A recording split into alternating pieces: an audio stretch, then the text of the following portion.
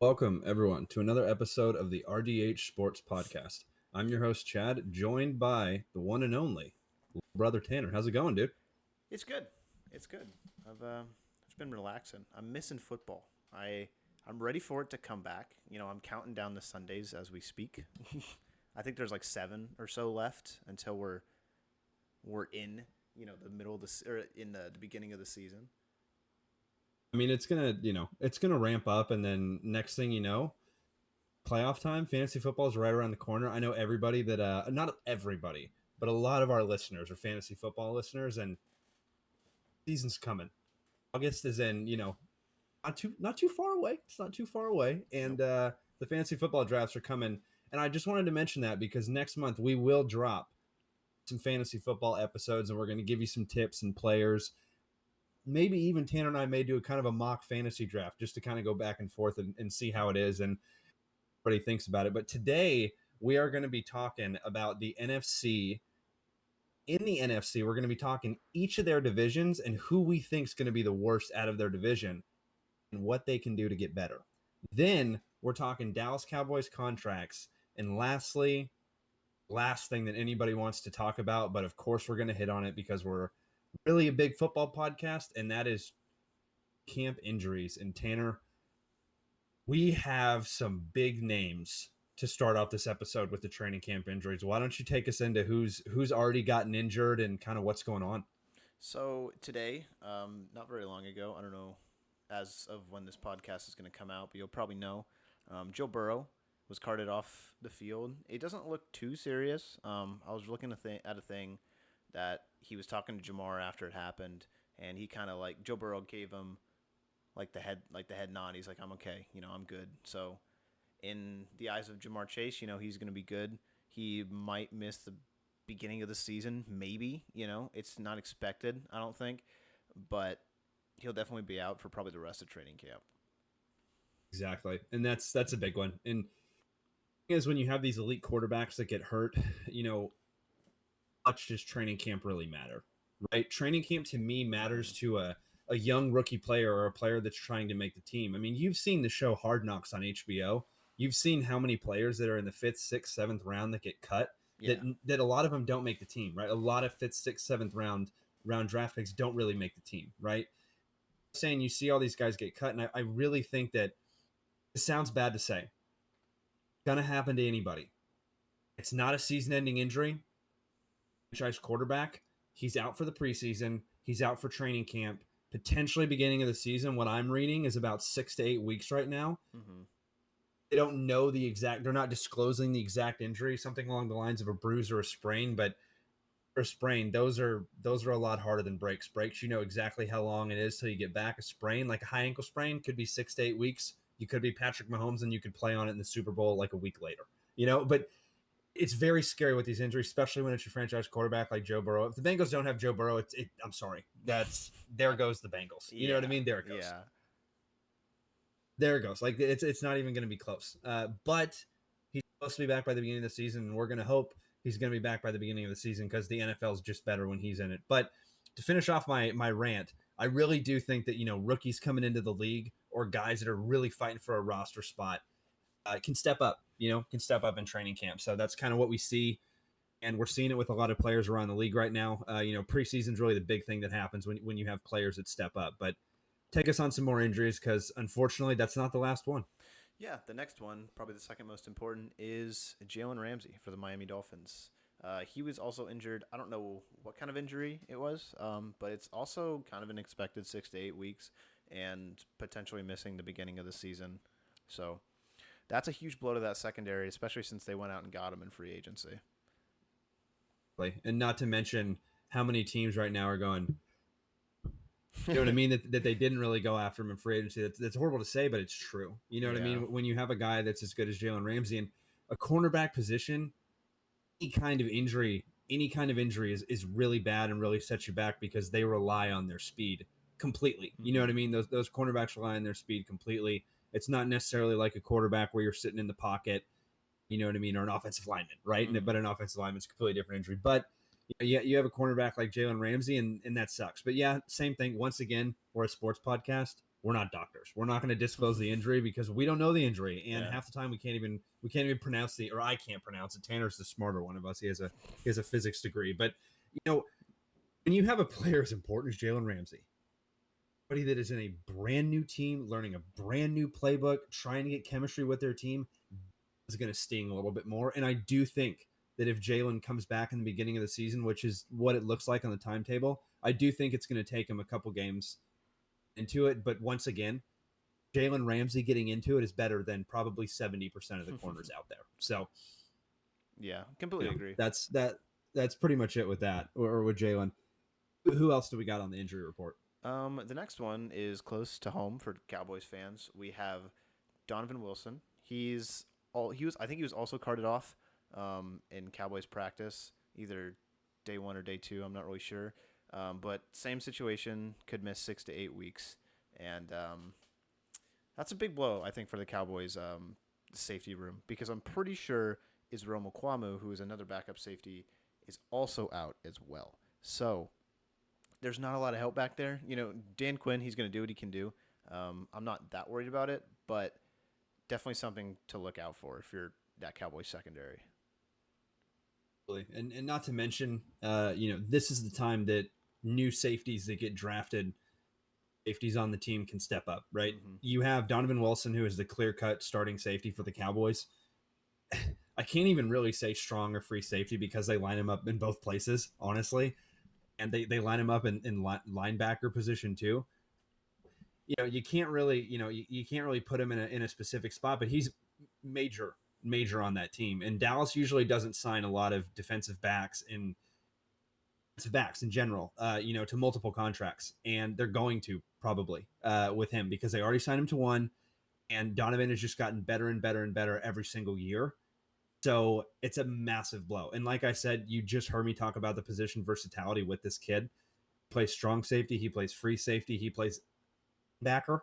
You know what I mean? Like he is an unbelievable tackler, and he really needed to develop his kind of zone coverage, his man coverage ability, and he's done a job. You know what I mean? I would say if you watch the Cowboys of old, I would say an upgraded version of Barry Church. He's like a heat-seeking missile, but every now and then, he kind of looks up before the ball comes. Because Donovan Wilson's not necessarily going to get a ton of interceptions, but he may knock somebody out. Yeah. And that's what you like. That's what you like in a player like Donovan Wilson. And Dallas knew what they were getting when they drafted Donovan Wilson. And I was fortunately, I got to watch him in person at Texas A&M when I went to school there. And so watching him in person too, you just watched him and wow, this kid is a little bit better than everybody on the defensive side of the ball. And it just kept continuing to progress. So huge loss for the Cowboys. And I know there's one more injury, if I'm not mistaken. There's one more. Yeah, it's I wouldn't say it's not important, but I think the Chiefs are going to miss him. It's Kadarius Toney. He's also out. I don't know for how long, but I think he could probably be worked back during the season. Again, it's still early. We don't know, but I mean, he got a pass in the Super Bowl, right? Like, I mean, he's a contributor to that team. I would say. I don't think it's going to slow the Chiefs down at all, per se, but I mean, it sucks, right? That's the bottom line. Have a guy like Patrick Mahomes. You know what I mean? Yeah. It is. This is a Tom Brady-esque quarterback. Or Aaron Rodgers-esque quarterback too. You can throw anybody in the wide receiver position, and is going to elevate their game. Mm-hmm. That's exactly what he's going to do. And they did trade for Kadarius Toney from the Giants. I thought Kadarius Toney was probably.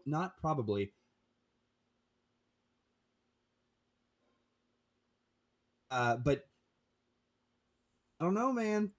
I don't know. The thing with Kadarius Toney is I do think it's going to be a bit of an impact. I think you'll see it because Kadarius Toney, I think at the end of the season in the playoffs mostly, and toward the end there after they acquired him from that trade, when he got on the same page, when he eventually learned the playbook, he's their new deep threat. He's absolutely their new deep threat. So that's the only thing that they're going to lose. But at the same time, there's no way they don't have more young, speedy receivers on that team that Patrick can throw open. Yeah, I mean, I do agree with you when you say that it's not going to be a massive impact. I think it will be an impact, and not only an impact on him, but a very big impact fantasy wise. yes. Yeah. Chiefs wide receivers, number 2, number 3 Chiefs wide receiver can go very high in the draft because of Patrick Mahomes. You know what I mean? And right now they don't have Tyreek Hill. So those Chiefs number 2, number 3 wide receivers are even more important now. So that definitely takes a hit on his fantasy stock. Yeah, absolutely. And I think that's like most of the big injuries. So we can move on to some contracts because there have been some interesting contracts in the NFL recently. One with Trayvon Diggs and the other one with Justin Herbert. So I texted you about the Justin Herbert deal, and annually he is the highest paid quarterback in the NFL, which is nuts because we have just been seeing record breaking deals this offseason. I mean, what do you think? What do you think Herbert's gonna win a Super Bowl? You think he's gonna go get that that second bag or something? I don't know. What do you think? He's got to get through Mahomes. Yeah, He's got to get through Josh Allen. He's got to get through Joe Burrow. No, yeah. I don't think the Chargers are better than any of those teams. I don't. I really don't. You know what I mean? They only do they not have an easy road to the Super Bowl. They don't have an easy road to the AFC Championship. Yeah. They're going to be facing one of those teams. Most likely, they're going to be facing one of those teams in the first round or the second round. Sorry, excuse me. Their latest. That that is the most unfortunate fact you could get as a Chargers fan, because as a Chargers fan, you're like, he deserves it. Yeah. No way we'd be where we are without him. But look at the other 3 quarterbacks that you have to literally sit there and look at. Oh, and sorry, forgot to mention another decent quarterback in Lamar Jackson too. So, dude, like the AFC is just so stacked with quarterbacks. But here's my thing. $52 million a year, 5 years from now is going to be like, oh, it's not that bad. They're in the 60 range. Mm-hmm. I mean, with how the NFL is progressing. So I think I look at that contract and I you know it's going to happen. It's a quarterback. You knew exactly what every quarterback was going to do. Mahomes didn't take a pay cut. Nope. Jalen Hurts didn't take a pay cut. You know what I mean? The only quarterback that took a pay cut this offseason was Aaron Rodgers, which I'm still very confused about that. I'm not sure what the Jets are going to do with like 20 million excess in cap, but whatever. You know what I mean? I'm not in their front office. Maybe they're going to do something crazy. Just thought about something, and I just hold on. I'll get back to our contract talk about Justin Herbert. What if the Jets are freeing up that money to bring Dalvin Cook in? And they have Dalvin Cook and Young, because I'm pretty sure Dalvin Cook is visiting the Jets. He's visiting New York. I'm pretty sure on tomorrow, Friday, he's visiting the Jets. So that may be what they did right there. I don't know why. So nice. That would be nice. That would be really nice. But at the same, I mean, I would sign Dalvin to like a two-year deal, Yeah, 3-year like deal. 2. Like I would sign him. I would sign him to as soon as my rookie running back gets up, and I can pick up that option on him. No, they won't, because he got taken in the second. But anyway, Justin Herbert's contract. Yes, I knew it was going to happen. Yes, it's justified. Look at his numbers. He's in the top 1 or 2 in terms of production since he's gotten in the NFL. And there's been very few games where he's completely disappeared. It sucks that it's happened to be in the playoffs. I do think the Chargers are better with Justin Herbert, so I like the contract. Trayvon Diggs. That one's a little bit tougher. This other contract that we're going to talk about right after this, I'm going to bring this point up right now because clearly Tanner and I are Dallas insiders here.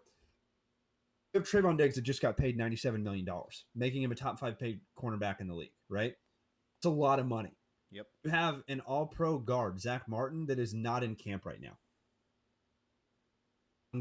Zach Martin is not in training camp right now. He did not report day 1. He did not report day 2. Guess what, folks? He didn't even take the plane.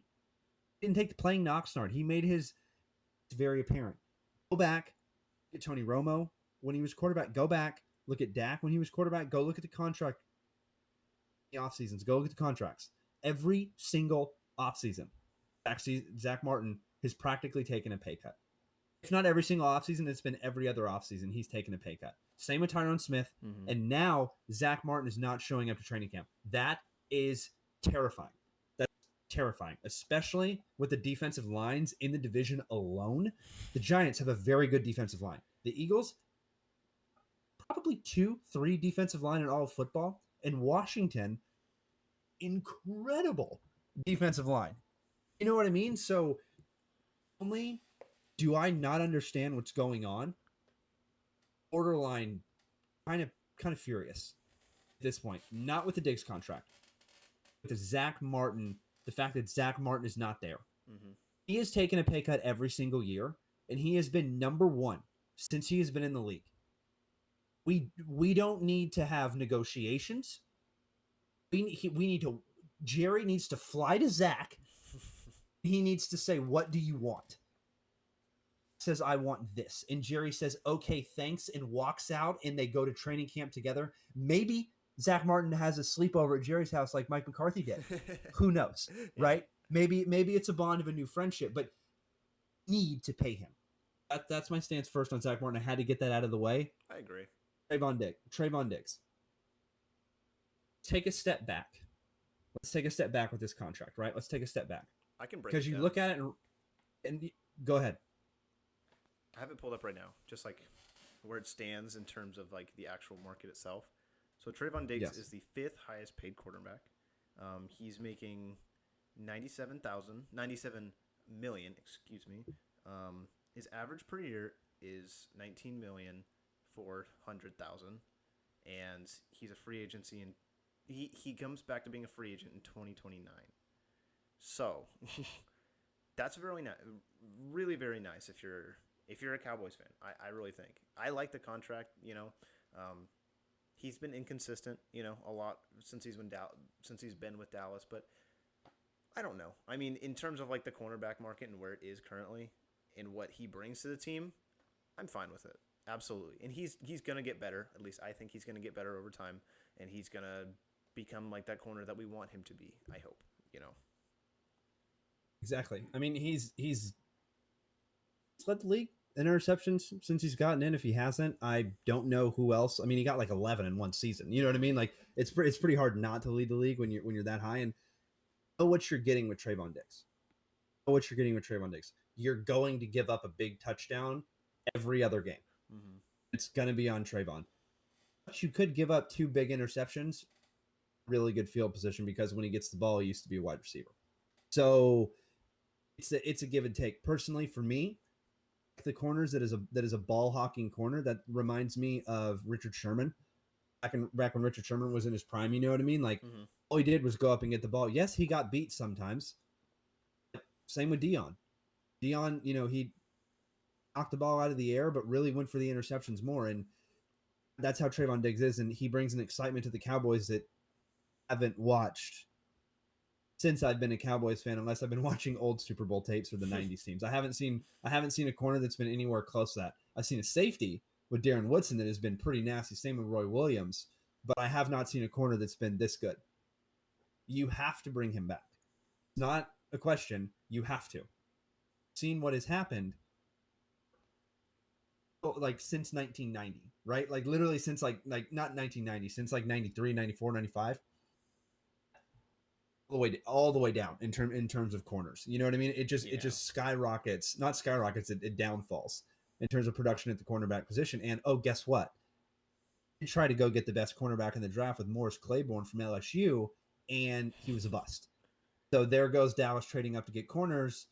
Therefore, once you draft a corner in the second round, somehow you fell to the second round, you have to bring him back to a contract. That's why you see them bring back 6th-round pick Anthony Brown to a contract, right? Not necessarily the best cornerback in the league, even in the top probably 100. No offense, Anthony Brown, but that's just how it is. Dallas likes their corners and they bring him back. I was surprised with the number though. Yeah. Top 5? Wow. Okay. I thought maybe top 10. You know what I mean? I thought guys sitting there at 7, 8, I could go, if they're getting paid more than Diggs, I'm okay with that. But like I said earlier, to go back to my previous point, when I said take a step back and look at this contract, again, I think in 4 years, this contract's going to look pretty good. Yeah. And I'm gonna bring up my point real quick. There's a guy. His name's Pat Surtain. He's from Alabama. He plays for the Broncos. Just wanted to get this deal done, or Pat Surtain's deal. I know they won't sign Pat Surtain until maybe the end of the season, but I'm telling you, this kid's gonna probably get at least 3 or 4 million more because he's younger and he's better than everyone. Mm-hmm. He's the best cornerback in the league. Him and Sauce Gardner, to me, best actually. Sauce, no, I can't even say Sauce isn't top 3. I think Sauce is top 3. He's And really and I- and good. I, and I yeah, and so when you have guys that are going to get paid like that, they're going to change the cornerback market. They're going to completely change it. It's going to get elevated by at least 3 million, but I could even see 5 million. So in terms of money, in terms of contracts, it's never, the best to be in the top 10 in terms of, on your team, but at the same time, you have key players, and this is a key player, and I don't think Dallas would be where they are right now if they didn't have him. Yes. I mean, it's just if you think about it, there's not a lot of contracts in the NFL that go for 5 years. A lot of them are like 4-year deals, and that gives enough time for the market to like reset so you can get another contract. I think Dak's deal was like that. So this 5-year deal, I mean, like you said, 4 years into it, we're going to be loving life. 3 years into it, we're going to be loving life because, like you said, Pat Surtain, Sauce Gardner, they're going to get paid, and they're probably going to break the market. And that's going to make Diggs the 6th highest paid cornerback and then the 7th highest paid cornerback after that. So I think that's awesome. I don't think he deserves like a top 2 contract because he hasn't played like a top 2 corner. I think where he's sitting right now on the contract scale seems pretty good to me. I mean, whatever works. You got your franchise cornerback now locked Mm-hmm. locked down, right? You got him locked down contract. He's not going anywhere. And jump into a couple more contracts, specifically talking about Cowboys here. Then we're going to jump to the NFC. A talk that we were talking about earlier. We got Micah Parsons and CeeDee Lamb. Now Zach Martin. Question I want to ask you, Tanner. Money? Pay these guys? I don't know. Um, you sent me a thing that was like with Trayvon's contract and how it affected um, the cap over like the course of his contract, and it's like it continuously ramps up as you continuously go through his contract years. So I think that'll be good for the other free agents that we need to sign because we will have to sign Micah Parsons. It's not a question if, it will happen. And like we've been talking about, he's going to break the market. He's going to be the highest paid linebacker, if not I edge think he's going rusher. to be the highest paid. I would say the highest paid defensive player of all time. Yeah, I mean he It's hard to probably it's hard to deserves it. argue it. He freaking deserves it. I mean the guy is he's a train and he's also a cheetah at the same time, and he's a lion and he's a bunch of other animals. But he's priority number one. Priority number two, I think, is it Zach Martin? Do you think it's Zach Martin? It has to be. Yeah. It has to be. It absolutely has to be Zach Martin because let me just give you one scenario real quick. I think I'm going to answer the question for you. Would you rather have A, Dak Prescott with no time, or B, Dak Prescott with his current receiving core minus CeeDee Lamb? Yeah. It's a hard one. At the same time, we grew up watching the early 2000s Cowboys when there was not a good offensive line. There was good offensive linemen, Barry Allen. Mm-hmm. There was not a good offensive line. How many injuries Tony Romo had? How many more wins the Cowboys could have had if they actually invested in their offensive line?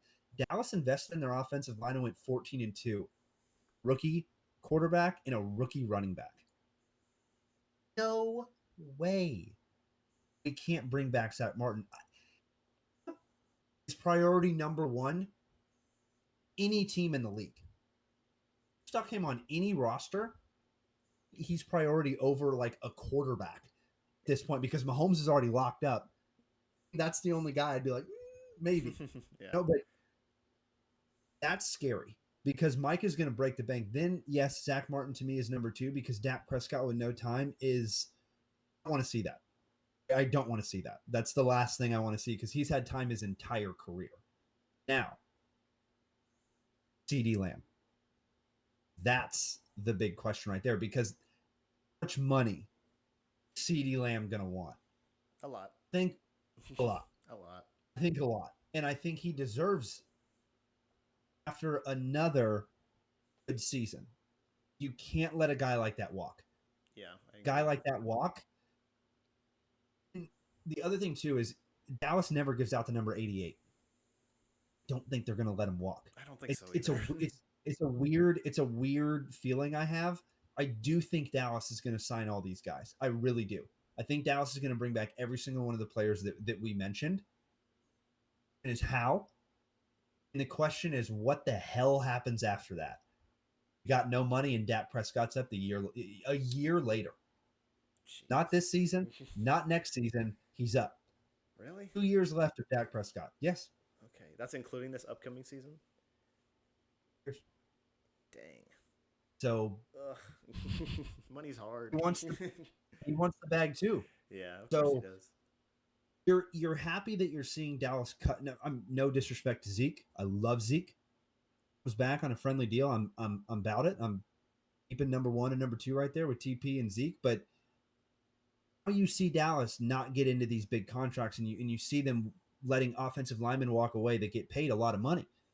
Let Zeke lose that money. You're getting dead cap hit, but you're not going to be paying that. These guys' contracts are going to be up. You know what I mean? So I kind of think they're looking into the future, and I think that Stephen Jones is very good, if not one of the best in the league in terms of contracts. He's gotten burned. Yes, I will say he's gotten burned, but recently he's been pretty solid. Aside from Zeke, but even then, I think that contract was worth it. But to me, it's just tough. To me, as a Cowboys fan, it's a kind of a scary time. You drafted really well. Never a bad thing. But you can't pay every single draft pick. And right now, they're getting pretty close to having to pay every single draft pick. Yeah. So, and that's where the drafting comes back into play, right? I mean, I think the question is like, what position do you value the most, right? If you're, like you said, I don't think CeeDee Lamb's going to be going anywhere. If you look at like the running back position, I mean, I think there's a lot of uncertainty there too. I mean, they gave him a franchise tag, Tony Pollard, that is, and you forgot about Tony Pollard. exactly, his contract is up next year. So, I don't know, especially since they've found running backs in the draft for a long time, they might go back to it. You know, I think that's probably the hole that they're going to jump through if one exists. You know what I mean? Yeah, absolutely. I'm literally looking up Dak Prescott's contract right now because I want to make absolutely sure that I am right on that, because I'm pretty positive. I think you're right. Okay. Yes. Contract is voidable in 25 and 26, but it ends. So it's breaking it down. 1 second. I'm pulling it up. But my thing is that what you said is you have a lot of these guys you have to pay, and I completely agree. And I think they're all going to come back. But after that, I don't know what happens. After that, I think Dallas is going to strictly be on drafting. You can't get any free agents because you can't pay anybody unless deals like Dallas did, where they go get a guy for a year real cheap. Same thing with the Eagles when they loaded up and they won the Super Bowl. Yeah. You know what I mean? But if Dak Prescott's not there, you're done. Yeah. So Prescott's contract, he is a UFA in 2025. 2025? Okay, so yeah, that is. Yep. So he's got 2023, 24. That's tough. That's a pretty tough one right there. Now it is tough, but we don't know again what's going to happen with Tony Pollard and if he's going to be with the team at that time. So I don't know. I don't know what's going to happen with any of the running backs. Yeah, Tony Pollard, he's a good running back, but he's not Derrick Henry. I know. You know what I mean? He's not Dalvin Cook. You've got a lot of running backs that are coming up with really big contracts. I do think he's in that realm. You know what I mean? But I don't know what Dallas does. I don't know if they can afford to get Tony Pollard. And Dallas has done pretty good drafting running backs. They drafted Tony Pollard, drafted Zeke. I don't know. We'll see. It's hard for me to know what Dak would be without a really, really good running back there. So that's another question that you got to think of. But Boys Talk, we are jumping to our last segment of the show. Worst teams in the NFC. We're going to go through each division. I'm gonna tell you who I think is going to be the worst team, and then we're going to see what they can do to get a little bit better. Started off with the NFC East. The NFC East, we have the Eagles, the Cowboys, the Giants, and Washington. Washington was officially sold. Now they're probably going to get good. Then we got to worry about somebody else in the division. Not worried about the Giants, but right now, I do think that Washington is probably going to be the worst team in that division because the Giants just recently brought back Saquon Barkley on that 1-year franchise tag, and he accepted it. Who do you think is going to be the worst in the NFC East, Tanner? I think it's clear cut Washington. Just based on they haven't really been able to do a lot in the division recently. So I can't say that they're going to be able to do anything this upcoming season. Plus, I think the Giants showed that they can actually compete. You know, they can actually compete in this division, and they can make it at least a series, right? And we know the Cowboys and the Eagles are probably not going to be down there unless something absolutely catastrophic happens. So that only leaves Washington. I mean, they've been dealing with this for a while. They need a quarterback. It's just that simple. And there's pretty good one in the draft coming up in this next season. So if they pull a little, Colts Andrew Luck tanking, I don't think it would be for the worst. They did tank, or they didn't tank, but they gave up their entire draft capital to get RG3, and that didn't work out too well. So I don't think they're going to trade again for number one. I don't think the fan base can take it. It is new ownership, but who knows? But mention it's just like I hate to say it. I hate to say it because it's like quite literally the perfect fit. Mm-hmm. Quite literally the perfect fit. And we're talking about Caleb Williams out of USC.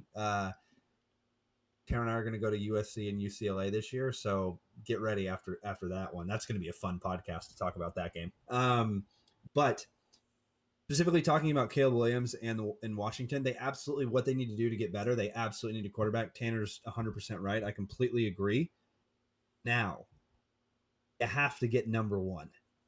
Can't Yep. get number two. Yep. You have to get number one. Unless Caleb Williams falls off a cliff performance rise, like a Russell Wilson type fall off, this kid's number one, and it is a lock. Heisman winner, not even in his sophomore season, a Heisman winner. Kidding me right now?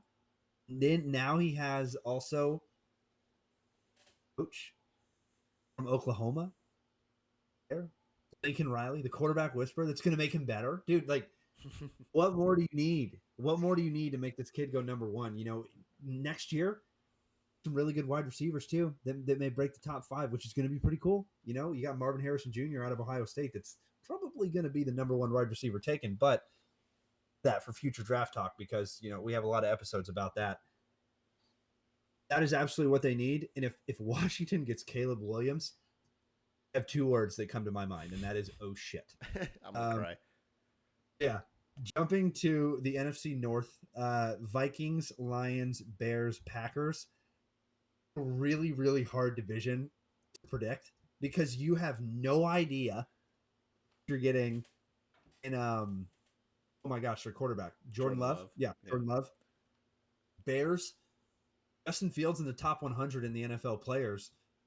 But haven't really got that close to the playoffs. So, like, yeah, I need to see a big step up there, too. Mm-hmm. The Lions, team's going to run through a wall. So, there's no way they're getting last place. And the Vikings, they won the division. So, there's no way they're going to lose it. So, to me, it has to be between the Bears and the Packers. Mm-hmm. And I think the Bears, with their offseason positions and their draft, are better than the Packers. I think they're better than the Packers. I don't think the Packers are that great without Aaron Rodgers, and I think you're going to see it. That you're going to see a pretty big decline in terms of where they finished in the past couple of years in terms of first and second, right there with the Vikings. I think it's the Packers that are going to finish in last. Who do you got last in that division, Tanner? I completely agree with you. I think you stole the words right out of my mouth. I think with the Bears having a good offseason, they brought in a lot of really good, like, high-profile free agents along with the guys that they already had. DJ Moore being the crown on top of their whole free agency run. Yeah. I really like that roster, that offense now. I think it's gonna be better regardless of whatever happens. It's hard to put that much talent on the field and still not get results. So I think they'll at least take a little bit of a step. And with the Packers, it's just so wishy-washy. You know, you don't know what Jordan Love's going to be, what he is right now. And not even to mention the fact that his best receiver is like Christian Watson, who was a rookie this past season. And the only reason he was, a good rookie was because Aaron Rodgers was kind of making him into that. So I don't know. I think the Packers are going to be last for sure. But could it be the Bears? It possibly could be, Yeah, it could. And knows how many games, between each of these teams they're going to be. I do think the Bears are going to take a step up, like we said a couple episodes ago. Justin Fields' play, I think, is going to continue to elevate, and the acquisition of DJ Moore, like Tanner said, they needed a number one wide receiver. They finally got one. Same thing with the Eagles and AJ Brown. So I definitely got the Packers going last. And in terms of what they need to do to get better, I think they need to do a whole lot other than just get ready to start drafting. You know what I mean? You have to get ready. There's two ways, there's two routes you can go in the NFL. It's the draft route or it's the free agency route. Rams, they won a Super Bowl on it. They brought Stafford, you know what I mean? They had a couple guys they drafted that were core, but they brought everybody else in and they won a Super Bowl that way. Then you have the Seahawks route, right? The old Seahawks dynasty with Richard Sherman, Earl Thomas, Mm-hmm. the Legion of Boom, Cam Chancellor, right? They drafted all those guys late. So you really have to go to a draft mindset, in my opinion. You have 1 year on Jordan Love. You have a really young receiver that's solid. That's an up and coming wide receiver that's solid. You have a really good offensive line. Help everywhere else on the off. Well, no, I totally spaced on the running backs. Mm-hmm. You have really good running backs with arguably the best. It might be the best duo in the league. Maybe not best, but top 5 duo in the league with Aaron Jones and AJ Dillon. They're going to lean on their run game a little bit more. I think what they have to do is lean on their run game a little bit more. This side of the ball, though, they have a lot of age there. Jair Alexander, and they have some really good safeties back there too. The line, you got a lot of age. The linebackers, you got a lot of age there too. So I really think you got to invest in the defensive side of the ball. Got to see what Jordan Love is going to do. Nobody has any idea what Jordan Love's going to do. I can tell you right now, he's either going to be savior for a lot of people that draft him in fantasy, or somebody that gets dropped, week 6, right? Because it's like, okay, this kid's not going to be consistent. There's no way. So nobody knows what's going to happen with Jordan Love. And Tanner said it best. He has one weapon he can throw the ball to. So a lot of it's going to be handing off the rock. So I absolutely agree with you, dude. So going to the NFC South, this is going to be really hard to predict. You have the Buccaneers, have the Panthers, Falcons, and you have the Saints. Those teams could be in first, and all of those teams could be in last, quite literally to me. I mean, What do you think? I you just look at like the quarterbacks for each team, right? So the Saints have Derek Carr, the Buccaneers have Baker Mayfield, the Panthers have Bryce Young, and the Falcons have Desmond Ridder, right? So I don't even know who the best quarterback in this division is going to be. Because It's got to be Derek Carr, right? it has to be, but Bryce Young could have a good rookie season. He's a number 1 overall pick. You never know. Desmond Ridder could start showing his potential as a quarterback. Baker Mayfield's been to the playoffs before, and he's shown flashes of brilliance, but he's a turnover machine. There's just so many variables with this division. I don't know. I think the teams that I'm not going to go with in last are the Falcons and the Saints, because I think the Falcons got a lot better in this offseason, especially with bringing in Bijan. And the Saints also, they didn't move, kind of. They kind of stayed stationary with the Derek Carr acquisition. So that kind of leaves the Panthers and the Buccaneers. And it's a coin toss. It really, because the Bucs have a good roster. It's just, can Baker do anything? It's going to feel like the Jameis years all over again. So, honestly, I'll go with the Panthers in last, just because rookie Bryce Young, I don't know what he's going to do. It sucks because I really like him coming out of Alabama, and I think he's going to do a lot in the NFL, but just this rookie season, just make him last, some rookie woes. Exactly. And I agree with everything you said. The Bucks to me have too good of a roster. Mm-hmm. I think that the defense is literally going to win them games. I don't think Baker is going to win them games. No disrespect to Baker, but the nice thing when you are a turnover machine, you have Mike Evans on one side and you have Chris Godwin on the other side. Two really, really good wide receivers. Mike Evans is going for that record for 1,000-yard seasons in a row. He's getting pretty dang close, which is cool to see. Hopefully he keeps that up. But wide receivers in that defense to me don't scream last place. So I don't have them in last. The Saints, I'm right there with you. They didn't get better. They didn't get worse. They stayed the exact same. Yep. The Panthers got better, but the Panthers are all young draft picks, new coach. They got new everything on the Panthers. So for me, that's the obvious choice. Mm-hmm. What they need to do to get better to me, they just need to evaluate what they have. Yeah. Evaluate they can't move on from their quarterback. They can't move on. They can't move on from their quarterback, but realistically, they can move on from probably anybody else on that team. You need to evaluate. This season is not evaluating Bryce Young. Has 3 years minimum. Minimum. Doesn't matter. He has 3 years minimum to do something. You know what I mean? To do something because you have the sophomore slump happens, but you need to evaluate everybody else in that team and whatever is not great. I would say it's time to kind of move in a new direction. So I that's why I think the Panthers are last. Just age alone, I think, is going to make that team last.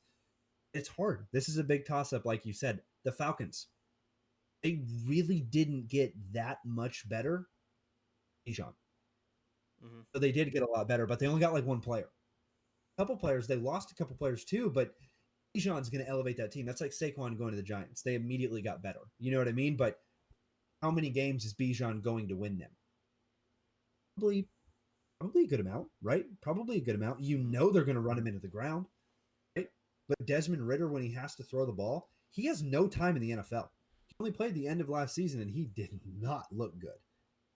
So I don't know. I think you could easily see the Falcons there too. I think you could see the Panthers there. I don't think the Bucks go there, and I don't think the Saints go there. But at the same time, Mayfield has 4 3-interception games. Yeah, they could probably put him in last place. Yeah. So that division I think is going to be 8 and 9s and 9 and 8s, maybe even a little bit of 7 and 10s in there. But I think whoever is going to win that division is going to be in the 4, and like the 4 spot for the playoffs, and it's going to play whoever didn't win the NFC East in the first round of the playoffs. and that's exactly what you're hoping for as a Dallas fan. Jump into division. We have the NFC West. We have the 49ers, the Seahawks, the Rams, and the Cardinals. This one's pretty obvious to me. I'm gonna put the Cardinals there immediately in last place. I don't see the 49ers going anywhere. If you've listened to the RDH Sports podcast before, you know my stance on the 49ers. I think they're number 2 and or number 1 in the NFC, so they're not going to lose their division. Oh, Seattle, Gino is hooping, so they're not going anywhere. And the Rams, guess what? Cooper Cup's healthy, so get ready. You know what I mean? Get ready. Buckle up. Cardinals, a whole lot worse. You got new coaching. Oh, I don't know. I don't know if Kyler Murray is going to come back and be an elite quarterback. You see flashes of it. I absolutely do think you see flashes of being an elite quarterback. I'm really glad I'm not an Arizona fan. I'm really glad I'm not an Arizona fan because you went from Kurt Warner, Fitzgerald, to what we got now. And the thing with Kyler is that when you start out a season 8-0, 0-8, it's on your quarterback leader to get everybody. Same with coaching staff, not just quarterback. Same with coaching staff, veterans. It's not just on the quarterback. It's on the leaders, and he's a leader of that team. The last 8 games, you saw him visibly upset. You saw him not being a leader. So I want to know what Kyler we're going to get. I saw Kyler at Oklahoma be a leader, be a strong leader, and lead that team to a lot of really good games, really, really good wins, and wins that they shouldn't have gotten. Him do it very little in the NFL. He's beaten some teams that they shouldn't have beaten. And the thing with Kyler that kind of sucks is you have some pieces around him, but not really the best in terms of offense around him, right? He had DeAndre Hopkins. That didn't work out. And this is when DeAndre Hopkins was, still in the 20s, right? Like, it's hard to argue. That's hard to argue that that's DeAndre Hopkins. He did it with way less, back in Houston. No disrespect to anybody there. So I think it's obviously Cardinals, and I think what you need to do as a Cardinals fan this season is Kyler your guy going forward. That's my question. Is he my guy going forward? He is also my only untouchable player that I have in fantasy football this season. I will not touch Kyler Murray going into the season because I literally have a question mark. Kyler Murray could be a top 10 quarterback of rushing and fantasy points. Passing yards, but in rushing and fantasy points, he could be top 10. So be bottom 10. So I don't know. You know what I mean? I have Yeah. no idea what's going to happen with Kyler. It's interesting because like when I think about it, I just think to like the DeAndre Hopkins situation and how they don't have DeAndre Hopkins anymore, and how this team was probably one of the best in the league when he was there during that like 8 game stretch, like you were talking about. The most success that Kyler has had in this league has been with that number one wide receiver. He's now gone, and I don't really know a lot of other receivers on that team who could step up and be that guy. Robert Anderson, probably not. So No more. No. like they also have an aging running back. We saw him decline last year. Their defense is pretty okay. It's just they don't have the most stellar roster for Kyler right now, and I mean, Kyler isn't really that stellar on his own right now either. So exactly what you said. There's a lot of question marks. And to jump in real quick too, another guy that we're not thinking about is Christian Kirk. Like, Yeah, Christian Kirk was there, and he was absolutely. not a number one wide receiver He on was Arizona, and then he number went to 3. Jacksonville. Exactly. Yeah. Why? What's the only thing that changed about that? The quarterback. Mm-hmm. So to me, that's the biggest red flag. DeAndre Hopkins doesn't work out. We'll see what happens with DeAndre Hopkins in Tennessee. He's not going to the best situation in terms of quarterbacks. So no clue who's going to start there. Kyler, I don't know. Like, to me, all of the signs point that it's Kyler. Yeah. At the same time, they've had a decent defense. And they've had Chandler Jones on their team for a long time, and that dude's been in the top 5 in sacks pretty much every year since he's been on Arizona when he came from New England. Yeah, but he's not on So Arizona anymore. exactly, that's what I'm Yeah. saying. They're losing everybody. Buda Baker was a free agent. Mm-hmm. He's back, I think, but I don't know. I don't know if it's a long term deal. Everybody good on that team is gone. And another point I want to make too, they did those 8 games, and back earlier in Kyler's career, they also had a player by the name of David Johnson. Nasty. Came out of the gate nasty. Was a young running back who got run into the ground literally, and is not doing a whole lot in the league, but was one of the best fantasy running backs. And he was a big part of that too. They don't have any of that. Every single thing that we have said that they had that 8-0 stretch, they don't have that anymore. Mm-hmm. So I think this team could be competing for bottom 10 in the NFL. I think When I evaluate this team and roster. Yeah, I think it's a competition between them and Washington if they really want. If things don't work out with Kyler early on, or something happens and they're not doing well, I'm telling you, it's not too late to tank. At that point, because like I say, like Caleb, Colors work for Caleb. yeah, it's. I think red and white would look good on Caleb. I don't think the red, yellow, and the whatever Washington's colors would be very nice. I think red and white is a black jerseys. those are cool. Washington's. He would probably look really the cool. cleanest of all in those black jerseys. Those are really nice. Just default it, wear it every game, just like I do on Madden. Just default it. You could do that every game. I don't. But I don't want him to go there. I don't either. But at the same time, it gives me another excuse to go to more Cowboys games to watch him. So I think it's pretty likely that Washington and Arizona are going to be at least in the bottom 10, maybe even the bottom like 7, 6, or 5. I completely agree. I can completely agree. And it's, the NFC is kind of tanking a little bit. We'll see what happens. But that wraps up another episode, folks. Mm-hmm. Thanks for listening, and catch y'all next week. Tanner, let's do it again. Let's do it.